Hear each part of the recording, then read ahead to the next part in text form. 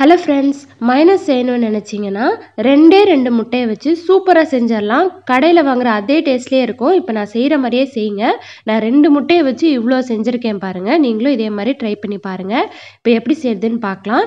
இப்போ ஒரு ஜாரில் 2 முட்டையை சேர்த்துக்கலாம். 2 முட்டையை சேர்த்துட்டு கூடவே 1/4 ஸ்பூன் அளவுக்கு மிளகு சேர்த்துக்கோங்க. நீங்கள் ஒயிட் பெப்பர்னால் கூட சேர்த்துக்கலாம். கூடவே கொஞ்சமாக உப்பு, 1/2 ஸ்பூனுக்கும் கொஞ்சம் கம்மியாக சர்க்கரை சேர்த்துக்கோங்க. 3 பல்லு பூண்டு சேர்த்துட்டு 2 சுற்றி எடுத்துக்கோங்க. நிறைய அரைச்சிட வேணாம். அரைச்சதுக்கப்புறமா 1 ஸ்பூன் அளவுக்கு வினிகர் சேர்த்துக்கோங்க. அப்போ தான் அந்த கடையில் வாங்குகிற டேஸ்ட்டில் வரும். 1 ஸ்பூன் வினிகர், அப்புறம் 3-4 ஸ்பூன் அளவுக்கு வாசனை இல்லாத எண்ணெய், அதாவது கடலெண்ணெய், நல்லெண்ணெய், தேங்காய் எண்ணெய் இந்த மாதிரி சேர்க்காம வாசனை இல்லாத எண்ணெயாக சேர்த்துக்கோங்க. நான் கோல்டு வின்னர் சேர்த்துக்கிறேன். இப்போ கொஞ்சம் திக்காயிடுச்சு. மறுபடியும் ஒரு 3-4 ஸ்பூன் சேர்த்துட்டு மறுபடியும் அரைக்கணும். ரொம்ப நேரம் அரைச்சிடக்கூடாது. அப்படி அரைச்சோன்னா கூழு மாதிரி தண்ணி மாதிரி ஆயிரும், திக்காவே ஆகாது.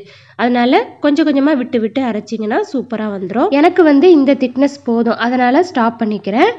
அந்த மைனஸ் காலியானவுடனே மறுபடியும் நான் அரைச்சேன். பார்த்தீங்கன்னா கொஞ்சம் திக்காக அரைச்சி வச்சுக்கிட்டேன். ஃபஸ்ட் டைம் கொஞ்சம் தண்ணியாக இருந்துச்சு, செகண்ட் டைம் எனக்கு திக்காக வேணும் அப்படின்றதுனால இந்த மாதிரி அரைச்சிக்கிட்டேன். அது ரொம்ப நேரம் சுற்றிட்டோன்னா தண்ணியாக போயிடும். அதனால கொஞ்சம் கொஞ்சமாக விட்டு விட்டு அரைங்க. சூப்பராக இருக்கும். ட்ரை பண்ணி பாருங்கள். தேங்க்யூ.